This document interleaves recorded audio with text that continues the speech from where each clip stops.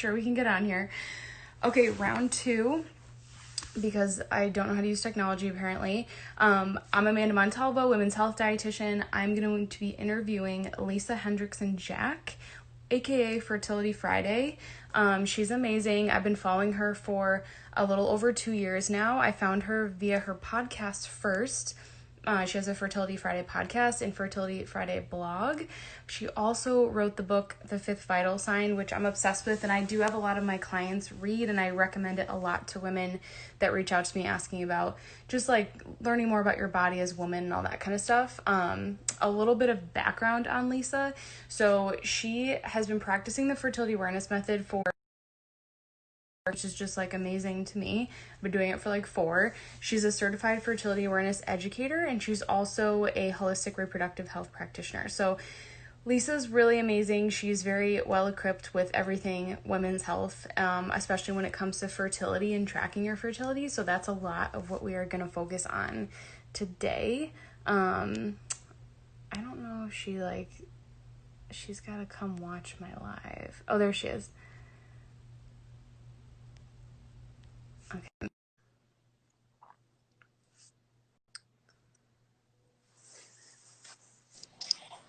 Yay! Hi, we did it. Oh my God. I was like messing with Lisa because I got a new phone. I couldn't figure out how to go live on it on Instagram. I'm like, please forgive me. How are you? I'm good. How are you? I'm good. I feel like I haven't really been affected by all the crazy Corona stuff because I work from home. Lucky. Yeah, in some ways it's the same because, I'm still at home. My children are at home, so we are doing homeschool, air quotes, homeschooling. Yep. Um, I've had people say that, and it's just like, it's so much. Like, especially you like run a business from home. It's just like, how are you supposed to also be a teacher? It's a lot.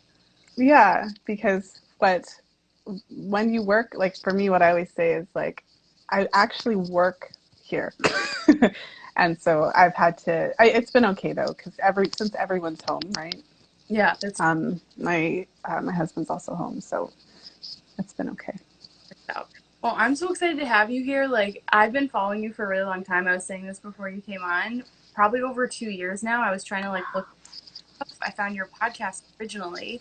I have your book, The Fifth Vital Sign, and so I'm like, oh my gosh, I can't believe I'm interviewing Lisa today. So I'm really excited, and I feel like I know, like I've heard you talk about your story, but like I don't think I know like the full gist of it. And I think a lot of the people in my audience and the women in my community and my clients would really, really kind of benefit just from hearing more about like how did you discover the fertility awareness method and kind of your journey with the pill and stuff like that. Yeah, for sure. I I think my story is interesting because in many ways you could look at it as a coincidence, but I don't think it was. um, so I was put on the pill when I was probably 15, 16, around that age, and it was pretty basic. I had really painful periods from the get-go, and they were also really heavy. And I didn't know how to manage that as a 14, 15-year-old. And so I went to the doctor and I just had to say 2 words. So to be clear, that's what I went there for because that's all I knew how to deal with it. And so I barely said, my periods are painful and heavy, and the doctor was already like writing the prescription. So what was interesting about that is that at the time I wasn't using it for birth control. It was just to give me a fake bleed that was a lot easier to manage than my actual period. And so in terms of like it doing that, yeah, like it did that. But because I wasn't using it for birth control, I would sometimes come off of it just to see, because I thought, wow, this thing like fixed it. And then I would come off and my actual period would be the same as it was or worse every time. And so it occurred to me quite early on that it was just masking it. So even at that young age, I actually did have that understanding because I would come off of it every so often just to see, and every time my period would be just as bad. But also because I wasn't taking it for birth control, I wasn't always so vigilant at taking it at the right time. Because I had read the insert, because I was always a nerd. This is how it was always. But I had read the part where it said, like, if you miss a pill, you have to take another one and whatever. And so when I actually needed birth control, I was super nervous to rely on it because I just didn't think I would be able to take it at the same time. And really what occurred to me is that I would be nervous all the time. So I would always use condoms anyways. And I am a child of the 80s and 90s where they actually advertised condoms as an effective method of birth control. And so I was like, well, if I'm always using condoms, why don't I just skip the pill part? And that is when I discovered fertility awareness. So it was right around the time when I was trying to figure out how am I going to manage this birth control situation so that I could have the sex. I discovered fertility awareness. And so I went to, it was on my university campus. There was a woman who was reading an excerpt from her book. And somewhere in that talk, she mentioned that she had, found a way, the fertility awareness method, where you could identify when you're fertile. And that was the first time I'd ever heard that we weren't fertile every single day. And so I got thee to the library. Actually, it wasn't a library, it was a bookstore, and I bought Taking Charge of Your Fertility. And this is the part where it could sound like a coincidence, but I don't think it was. So on my university campus was one of the few places, like in the world, where there was a group of women meeting every month teaching the fertility awareness method, many of whom were trained educators and some of whom were training. So from very early on, of course, I did read the book and I started charting, but I was never really doing it on my own. I was always around women who were educated in this. And so very quickly, I was like the excited young lady who would never leave. So I kept coming back. And eventually I, took a training program. I began teaching. And so that's where this all kind of came out of. That is so crazy that that was on your campus. It's like, I know. I can't even imagine a child. But it's also, I don't think that's a coincidence either. Because I was like, wow, like, you've been doing it for over 20 years, it sounds like, around. Just about 20 years. Yeah. Because this all happened around like the year 2000, the year 2001. So I think that's why my experience is quite unique in that when I needed birth control, I was actually coming off of hormonal methods. And so throughout my entire 20s and now into my, mid to late 30s, I have always relied on fertility awareness in conjunction with barrier methods and other ways to manage the fertile window. I've never actually used hormonal birth control for the purpose of preventing pregnancy. And it worked for me because I learned and used it correctly because I was learning from people who knew how to do that correctly. Yeah, that's so interesting. Yeah, so like usually where I'm kind of getting women from is that they either want to come off the pill or IUD, or they already have, and they're kind of in this place where they're like, okay, like I'm kind of like using a period app to track my period, which is like a whole thing. And then like they're kind of confused about it and kind of identifying like ovulation, and I think that's kind of what a lot of us like miss out on when we say like, oh, my period's late or something like my period this month. It's kind of like it's not always about that. A lot of this is about ovulation. So can you just bring a little bit of awareness around like what are you tracking when you're tracking your fertility, and like what is the fertility awareness method? Yeah, for sure. The three main signs. So I suppose, first of all, it's helpful to say that there is not just one quote unquote fertility awareness method. So there are multiple fertility awareness based methods that are all essentially doing the same thing, but there's different ways to do that. So the three main signs to pay attention to are cervical fluid, basal body temperature, and cervical position. So there are methods that are temperature only. There are methods that are mucus only. There aren't any like cervical position only methods because that's kind of like a optional secondary sign. There are also methods that bypass that to some degree and use, there's the Marquette method that uses the clear blue fertility monitor to verify the hormonal shifts. Because when you're tracking mucus, for example, it's in a healthy cycle mirroring the hormonal shifts. So the best way to understand the method is to get the myths out of the way. So you're not fertile every single day of your menstrual cycle, contrary to what you may have been told in your junior high sex ed class. And there's only a small window of fertility. So from a scientific perspective, I should mention that my kids are home and I hear them. So it's very possible that they could come down here. We'll see what happens. It just occurred to me, so we'll see what happens. But so there's a small window of fertility. So when you look at the research that has been done shows that there are essentially 6 days of the menstrual cycle where pregnancy is possible. So it's the 5 days leading up to ovulation and ovulation day itself. And the reason for that is because your cervical fluid keeps sperm alive for up to 5 days. So the cervical fluid is the right pH. It changes the pH of the vagina. The vagina is normally acidic, and that it impedes sperm development. And it also rapidly shuttles the sperm into your cervical crypt. Like it's that's why I have an entire chapter on cervical because there's so much to be said about it. But to understand the fertility awareness method is first to understand how this actually works from a biological standpoint.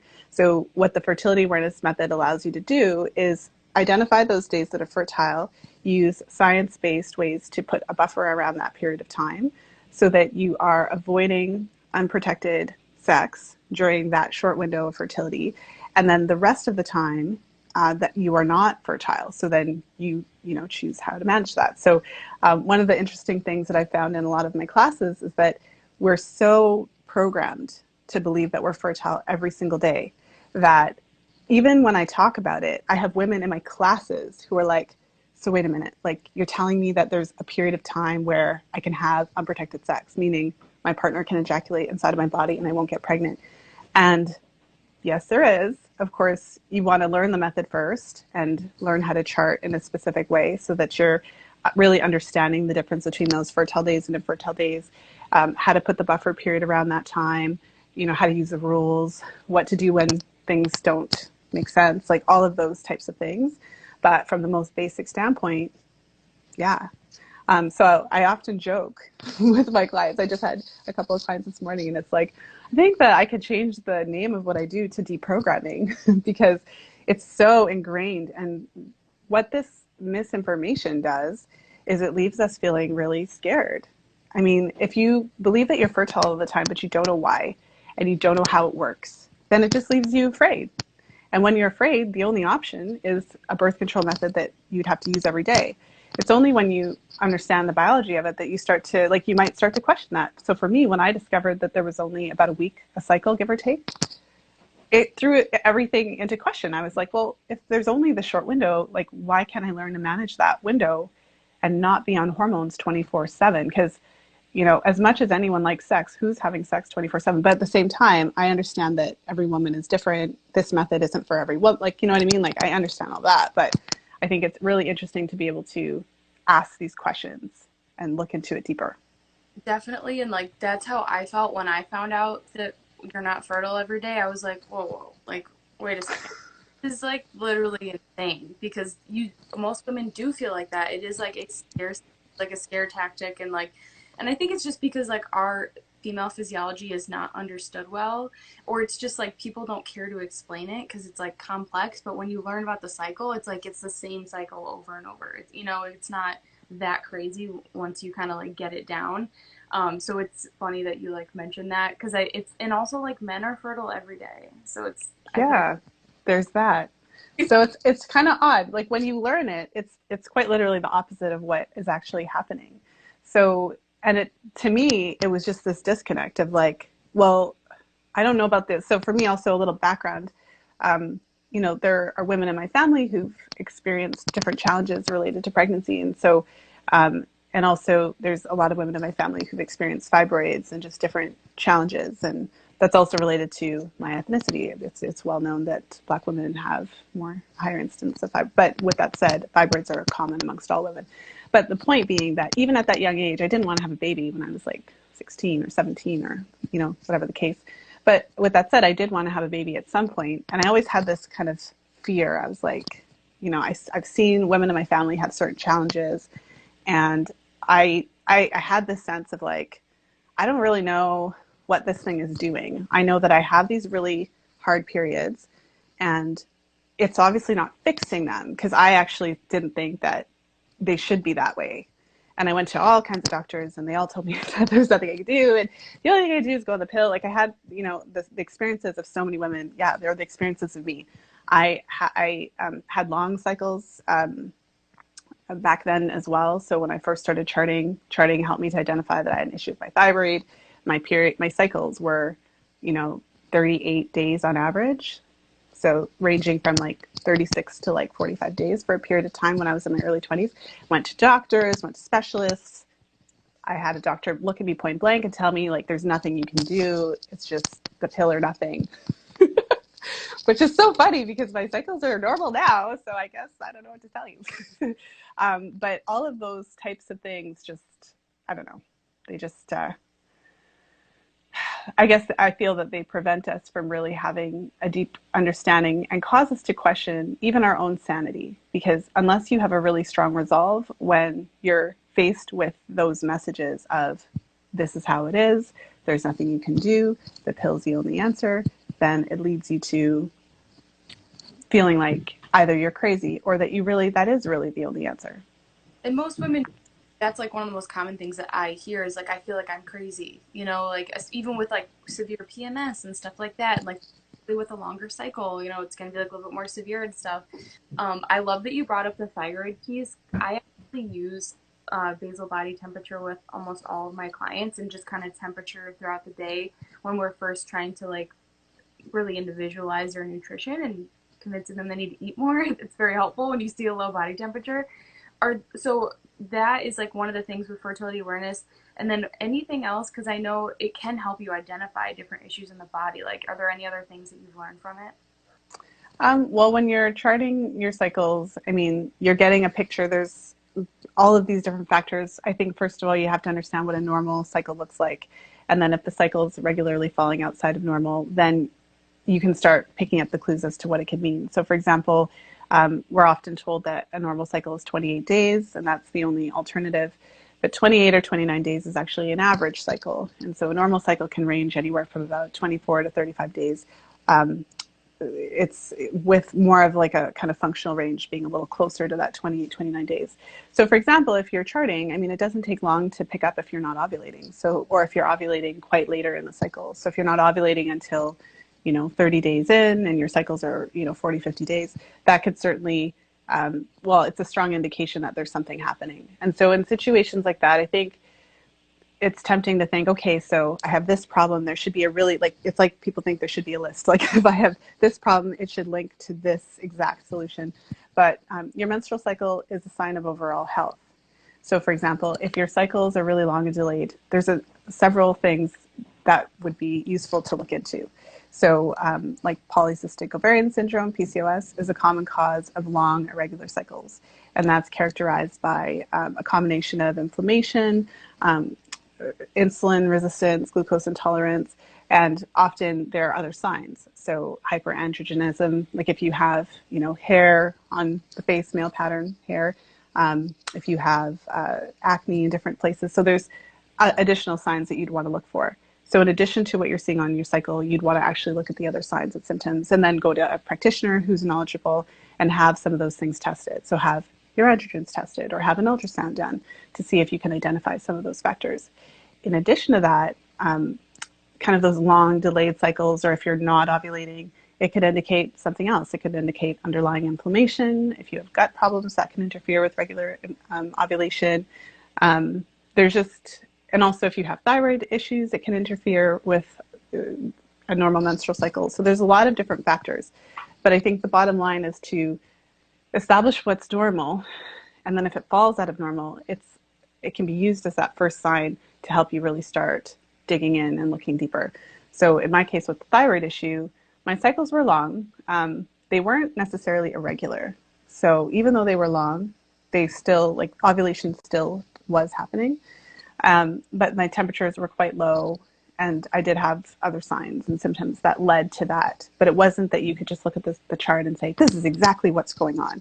But certainly it lent itself to, okay, I think it could be related to these things. You get further testing, you look into it further, and then you make your call as to what it is.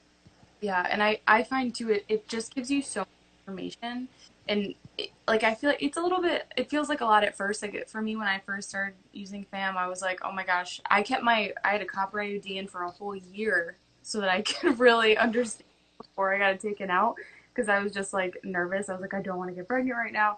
Obviously I've been using it for a while now and it works, but it can be overwhelming. But once you start doing it, it's like second nature. Well, I think one of the ways that I've looked at it, just from all these years of working with women, it's really natural and normal to be afraid, because we've lived in that state of fear around our fertility, many, like, for our whole lives. And so that story that you could get pregnant at any time and you're fertile all the time, I mean, that when you've believed that for years, we have to give ourselves a little bit of grace. Like, it's really common to be afraid. So the way I look at it and the way I've seen it, I mean, there's two kind of levels of knowledge. Like, you can read all you want and have it, this intellectual understanding of this process. So, I've had clients who've read Taking Charge of Your Fertility a bunch of times. They read my book. They've, done their own research. They've joined forums. But to understand it just intellectually, there's a part of you that still doesn't believe it could actually work. What happens is, so the process that, that I take my clients through, and the process that I went through, is that, yes, you take the time to learn it intellectually, and then you have to start charting. So then you actually have to put it into practice before you start having unprotected sex, and you actually have to start monitoring these things. So actually not noting, which days do you have mucus? Can you see a temperature shift? You're charting every day, to the best of your ability. You learn how to identify your mucus patterns. You learn how to identify the temperature, how to do all that correctly. You throw in the cervical position checking if you want to. You start paying attention to secondary signs. So you might be looking at mood changes. You might notice certain mood changes after you ovulate as you approach your period. You might notice other things. Breast tenderness came up in one of my sessions today, which is not uncommon post-op. So part of this is to start getting to know yourself so that you can, and start to put it on paper so that you can reflect on that. So as you're charting, the more charts you have, the more opportunities you have to start to understand what I call your patterns. So I think one of the myths about fertility awareness is that it's kind of like, we think it's the rhythm method. So we think that, okay, I just need to chart so that I know when I ovulate, and then I'll always know. Like, no, it's not about that. It's about learning to identify each day, whether you're fertile or not, identifying your patterns, like, how long is your period typically? What's it usually like? When do you start seeing cervical fluid? How many days of it do you typically see? What's your luteal phase like? Like, you want to have a sense of your patterns. But in order to use the method as birth control, you have to understand that even if your cycles are fairly typical, you can ovulate earlier or later. So you're always in a dance with your cycle. You always have to be open to how your cycle unfolds, even if it's not the same as it was before. Because as soon as you get into what I call that rhythm method thinking of, like, well, I always ovulate on day 17, that's when you start doing things that are not, basically just not following the rules. Instead of checking for mucus, you just, do what you think you can do because of the day or whatever. So I think that, like, that's step 2, actually charting, getting familiar, starting to understand from that level. So this is beyond the book level. But then there's a third level, and that is when you are confident enough, you've learned the rules, and you start having unprotected sex on your infertile days. This is a process. So for my clients, step 1 is actually charting accurately before you have any unprotected sex. So I suggest that for at least 1 full cycle. But if you're not working with an instructor, 3 full cycles. So period to period with ovulation in the middle, at least a minimum of 3 times. And then the next step would be post-ovulatory. But you have to understand how to confirm ovulation, how to cross-check your main 2 signs, your temperature and your ovulation. So it's really a process. It's only when you actually get that far, you confidently can identify ovulation and confirm it. You start having sex on your infertile days, and your period comes. And then you do it again, and your period comes.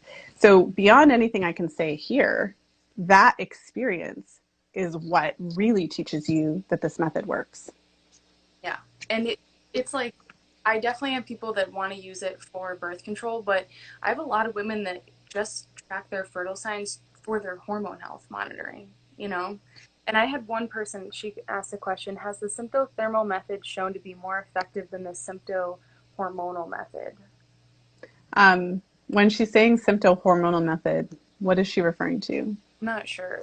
If Yeah. this is still watching, they can let us know what you're referring Yeah. to. Let us know what the symptom. So, I mean, The symptothermal method is the method that I teach. So it's essentially sympto, meaning symptoms. So you're checking your cervical fluid and then your cervical position, optional. And the thermal is the temperature part. So when you're doing that, you are doing what they call a cross check. So there are mucus only rules to identify the fertile window and basically when you how to confirm ovulation. And then with temperature, once you have a sustained thermal shift, there are rules that identify, so basically rules that identify when the boundary ends. And so with symptothermal, you're actually combining those two rules and going with the later of. So what the research tells us is when used correctly, that method is up to 99.6% effective. So she's saying cervical mucus using LH tests And plus X, which is basically the symptothermal method. yeah, I mean with LH strips, because I've been around this field so long, the LH strips kind of add an additional kind of nice to know. So when you're checking mucus, you start making mucus when your estrogen levels increase as you approach ovulation. So in most cases, provided that you have fairly normal mucus patterns, you're going to start to see mucus before you would have a positive LH strip in most cases. There are some women who will have lots of positives if they have PCOS. With PCOS, a certain percentage of women have just elevated LH in general. So there are some women that are just going to have lots of positive LH regardless of ovulation. But generally speaking, you would have mucus first. The LH strip is designed to test luteinizing hormone. So it's telling you when your LH is high. And so that typically happens 24 to 36 hours before ovulation. So it's kind of like giving you a nice additional piece of information, but it wouldn't really change what you're doing because you would still have to wait until you've confirmed ovulation with your basal body temperature and with your cervical mucus. So I feel like And you would it probably wouldn't. like mucus before that anyway. Yeah, yeah. I always have lots to say about the LH strips because I think that, well, just based on how the cycle works, if you're relying only on the LH strip, then you would end up potentially missing some of those good mucus days before your LH strip turns positive. And so when you're trying to get pregnant, you want to use all the days. If you're trying to avoid pregnancy, yeah, the LH strip, by the time it goes positive, it's way too late. So you certainly wouldn't be my recommendation for birth control. Yeah. And like, so we're talking a lot about like ovulation, and I think that's really what fertility awareness is all about. And even when we think of like hormone health and hormone balance, that's how we make our progesterone, and that's how we're like producing hormones, keeping them balanced. So it varies each month, and I think that might blow some people's minds. They're kind of like, but my period app tells me that I ovulate on day 14. So can you talk a little bit about like what impacts ovulation and the days that we ovulate? Sure. Yeah, you had asked that a bit earlier, kind of that question around if is my period late, is my period early, and so I'll go back to one of the things that I said, which was the average cycle is about 29 days, and then but a healthy cycle can range from 24 to 35 days. So going back to that example, what happens, the difference between a shorter cycle and a longer cycle is really when ovulation is happening in the cycle. So if you have a cycle that's 24 days, what that means in most cases is that you ovulated earlier. So an example of that would be, let's see how good I am with my math. If your luteal phase is, let's say, 12 days, in a 24-day cycle, maybe you ovulated on day 12. So then the math would make sense because then 12 days after that is day 24, and then you have your 24-day cycle. If you have a cycle that's 28 days or 29 days, ovulation likely happened closer to day 14 or 15. If you have a cycle that's 35 days, ovulation could have happened on, say, day 21, day 22. And so ovulation plays a role, as does the length of the luteal phase. But what you asked was like what can affect ovulation. So there's a lot of different factors that can affect it. I think what most women see most regularly when they're regularly tracking is things like stress, you know? So stress can affect your cycle in a very real time kind of way. So if you have a specific thing that happens on a certain day, like you have a really stressful day at work or a really stressful week at work, or someone's getting married or there's some big life event that's happening. This, what's happening now, it could be an example of an acute stressor if there was something really stressful that happened, or over a couple of days, or it could be an example of a chronic stressor. But basically, depending on where you are in your cycle, if you haven't ovulated yet and you experience some sort of stressor, then that can delay ovulation. So it's not uncommon then for women who are charting in a situation like that. Maybe, you're in the middle of your, in your cycle, you've started to see cervical fluid, and you think you're going to ovulate. You might even have a positive LH strip. But then, the mucus goes away, your temperatures don't rise, and you're kind of confused. And then lo and behold, a couple days later, you start to see mucus again. You actually do ovulate, which you confirm through whatever way you're charting. And then, your period comes 12 to 14 days later. So I think that can be really helpful information. So whether you're trying to conceive or whether you're avoiding. So if you're trying to conceive, you want to know that because you could miss your window if you happen to if you don't confirm that ovulation happened before you stop having sex. If you're trying to avoid, well, that's why it's really important to know the rules. And it's really important to do that cross check, because if you didn't ovulate, the temperature isn't going to rise and stay high. We have a tendency to want to change what we see to match what we think. So I've worked with a number of women who didn't ovulate, but their temperature might have gone up one day, but it goes back down and it's kind of chaotic, but they're convinced that they ovulated because I should have ovulated. I had mucus, it went away. So yeah, really want to pay attention to that.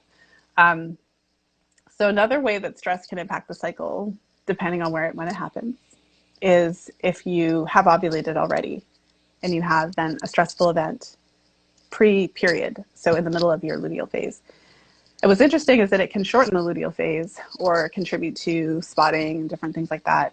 And so when you're looking at the cycle length, yes, ovulation plays the biggest role because, if you don't ovulate until day 32, obviously that's a pretty significant difference in the length of your cycle.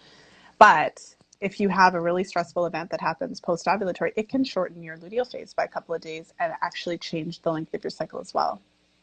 I think that's going to help so many women that answer. I get the question a lot about, can you ovulate twice in a cycle? Because they notice the mucus twice.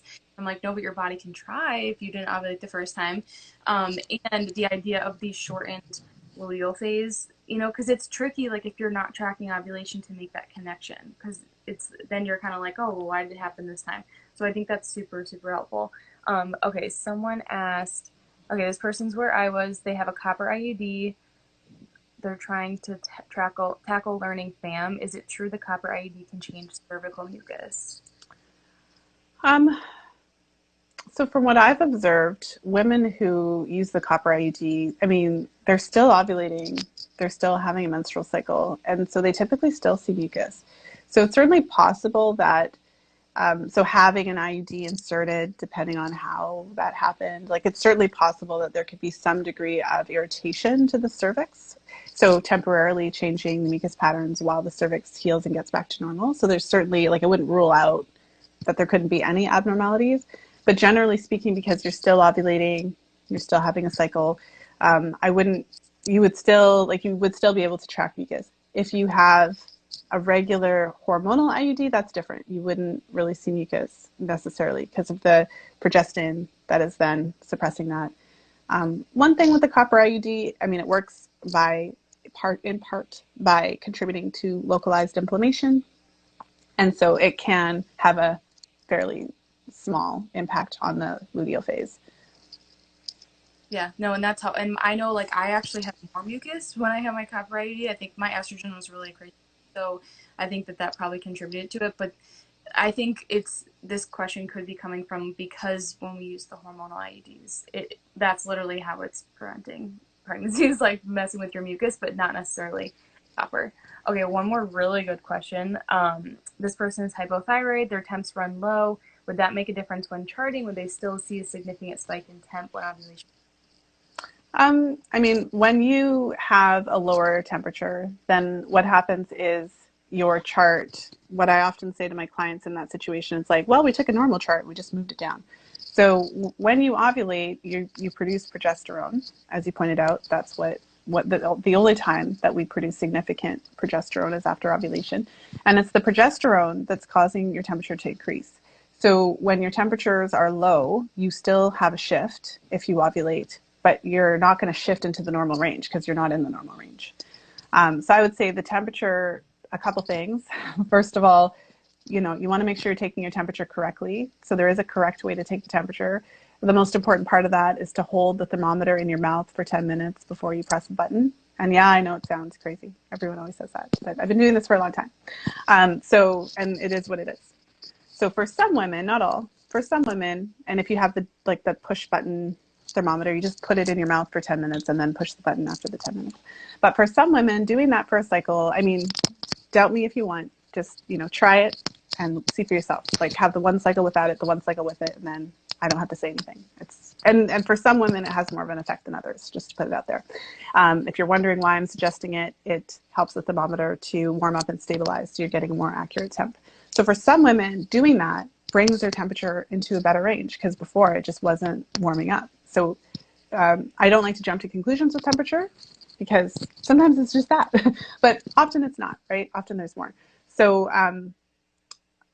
I think the more important thing with temperature is that if you do correct your temperature taking and it is still low, you just want to know that that's, and low being regularly, consistently under about 97.4 Fahrenheit, under about 36.3.4 Celsius.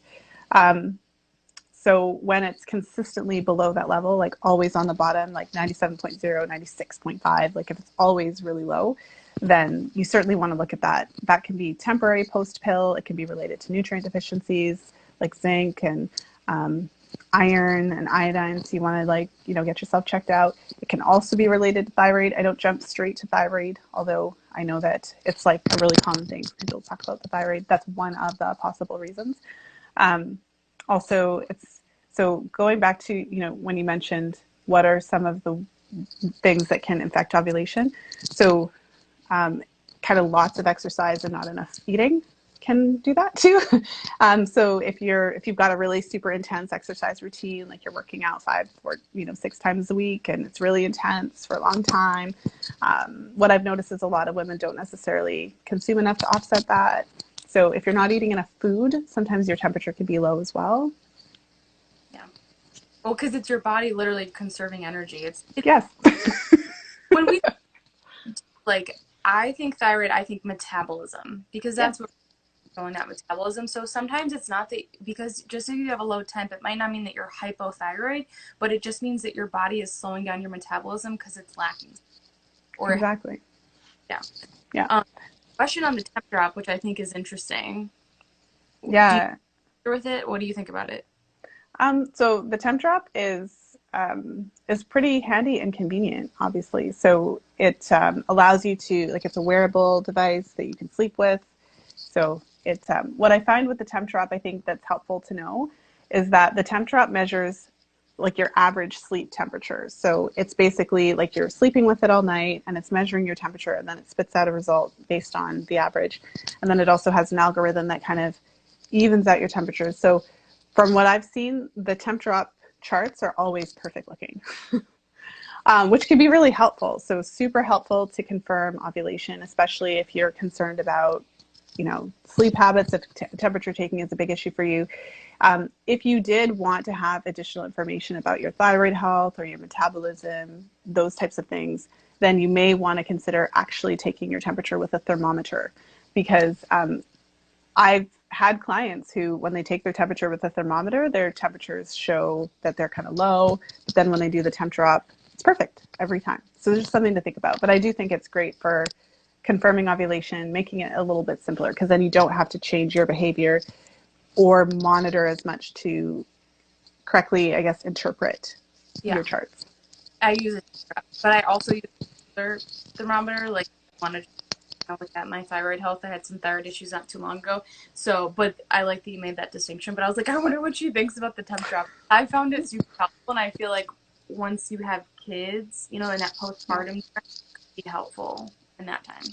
For sure. Yeah, I think that because everyone is different. I think that, and I mean, if you've got kids, if you've got different wake up times, if you have trouble sleeping, there's lots of different things. I think for me, from my perspective, because I'm working with women one-on-one and in groups, it's helpful for me to have that information, additional information from actually taking the temperature, because I want to know what the metabolism is like and I want to know if there's anything. But just for regular charting purposes only, absolutely. Cool. Okay, one last question. So, because I know this is probably the question I get the most frequently. Like, what advice would you give to a woman that was wanting to transition off the pill and like start this whole fertility awareness journey? Like, what would you impart them with? Um, well, I think first and foremost, I would say that you can do it. Fertility awareness is not, I think maybe it can be surprising to hear me say it, but I don't necessarily think every woman should do fertility awareness, because I don't necessarily think every woman should do anything. Mm-hmm. We all have to make these choices for ourselves. So, first of all, if you're thinking about it, women self select to this method. Um, this method kind of draws women in, women who resonate with this, who for whom it makes sense. So one of the things that you said was like, when I heard that I wasn't fertile, it kind of like, so for you it resonated, right? So first and foremost, you can do it. It's resonating with you for a reason. I would say, like we've said before, like it's normal to be afraid because it goes against everything that you were taught. So it's a pretty big jump. And I would say to take the time to educate yourself, like at the head level. So, you know, grab a book, grab my book, grab Tony Weschler's book, and really start learning. Start looking around. One of the comments that I had quite a few times within just the past couple of weeks from clients was that depending on where you live and depending on your friend group and who you're exposed to, even though there's a big online community, it doesn't mean that there's anything in your community. So you might feel like the weird one because you don't know anybody else who's doing it. So make a point of connecting with women who do this, and that might mean online. It might just mean women who do this. And then I would say that follow the steps. So we talked about it a little bit, but fertility awareness is not a pill. So you don't just like go from like Monday not doing it to Tuesday full on. It's not how this works. It's a process. So the first step is to educate yourself at the head level so that you actually understand and can wrap your head around why it works, the efficacy, the biological processes in the body, what we talked about, mucus, temperature, cervical position. So you have to understand it at a head level. And then you know, see what you can find. See if you can find some groups. But I would encourage you, I mean, online groups are wonderful sources of information, but it can be a little bit of blind leading the blind. There's all these different methods, as I mentioned. People use all different kinds of methods. Everyone has an opinion about this is the right way to do this is the right way to do that. So when you're ready to actually do it, consider doing some research and choosing one method and then going with that. Consider seeking out support from a certified instructor. So of course I'm a certified instructor, so it would make sense that I would think that way. But because I do this for a living and because like I mentioned my own story, like I learned around women who knew what they're doing. For women who really want to feel confident, who want to use the method for birth control, it's definitely worthwhile to consider at least having a few sessions with a professional in a specific method to get you started. And then the transition phase. So, you know, like I said, you don't just hop in from not knowing to knowing. So take the time that you need. I think it's really important. I encourage everyone to use their own intuition. So you learn at the head level, like the knowledge, until you're ready to actually start charting. And then you start charting and you start understanding it and playing with it, all of these different signs until you're ready to actually try the method, which I recommend if you're doing it on your own, a minimum of 3 full cycles of charting.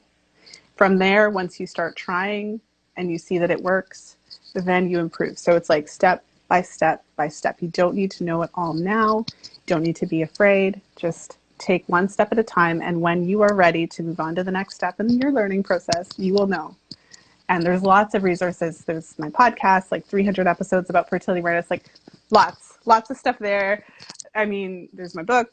There's lots of resources, and there's literally hundreds of thousands, if not millions of women who are actually using this method successfully. So there's lots of support for you. And I think too, like something I want to highlight is even on your website, like you have a freebie section and there's like fertility awareness 101 videos if you want to dip your toe in there. your book, The Fifth Vital Sign, that like for me the hardest thing was cervical mucus, and even later on, and well, I read your book like a year ago, and I was like, oh my gosh, like this is really clicking for me. So it is a process. I love that. I think you make it feel very attainable. Even I'm like, yeah, like let's just do this. But Well, if it I feels think it's I think it's helpful to hear a perspective, like, because we've all heard the perspective from it's too hard, women couldn't do it, it's not like we've all heard that perspective, but you got to talk to women who've successfully used it for years because they're out there. There are many, many, many thousands, tens of thousands of women who've actually successfully used this method, and again, often in conjunction with barrier methods during the fertile window and other ways to manage. But it's someone needs to say it out loud. Like, it is possible to be a zero on the scale, meaning I don't want kids at all. And I'm not saying that for myself. I'm using it as an example. But it is possible to say, like, I don't want to have kids, and to actually use this as your method of birth control successfully and effectively. I think that people so often consider fertility awareness to mean that you're trying, and to think that it's only for trying.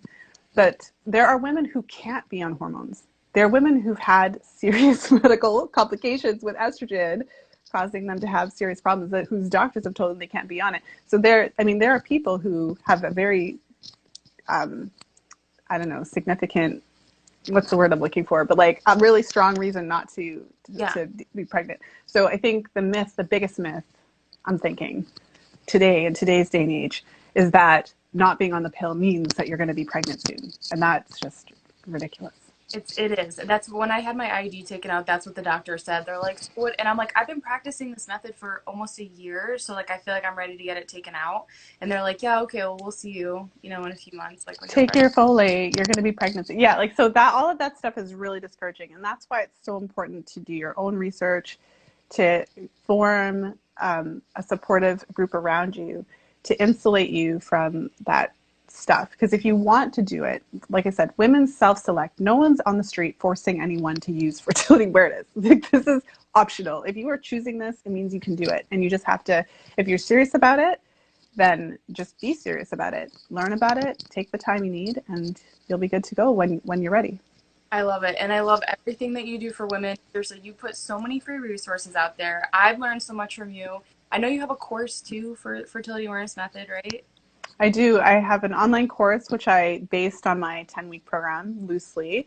So basically taking you through everything, A to Z. So I've tried to put as much out as possible. When I first started the podcast, so in the fertility awareness world, there was kind of this idea, like people were really holding on to that information. And so what guided me to just never shut up about this stuff was that I really believe that we just have the right to know, because we're not being taught in the traditional avenues. And back then there just wasn't, like, there was the books and that was it. No one was really openly talking about it. And actually, there was a couple times where I was nervous about just talking about it. Is someone going to be upset with me if I just share this information openly because it's been so hoarded for so long? So that was the spirit in which I started the podcast. I was like, let me just start blabbing on about it and see if anybody wants to learn more. And it's kind of taken on a life of its own. So I do the balance, try to put as much out as possible. But then, of course, for women who really want to know and really want to take it further, then obviously having that option to deepen into that. Yeah, and I think it's awesome. So if anyone is curious whether you want this for birth control or you want it, like a lot of my clients use it to monitor their hormone health, like overall, go to fertilityfriday.com, listen to her podcast, follow Lisa on Instagram. She makes the best memes. I my stories, it's like out of control. Like, you should just have a meme. Yeah, I Um, should make some more. I should, every now and then I just make a whole bunch of them. there's so don't ever stop doing that. But thanks for being here, Lisa. Thanks for talking. I'm actually going to save this recording. I'm going to try and save it, and then I'll send it to you too so you can share it with people if you want. But thanks everyone for your questions, and I'll talk to you soon. Awesome. Thanks for having me. This was a lot of fun. Bye, Lisa.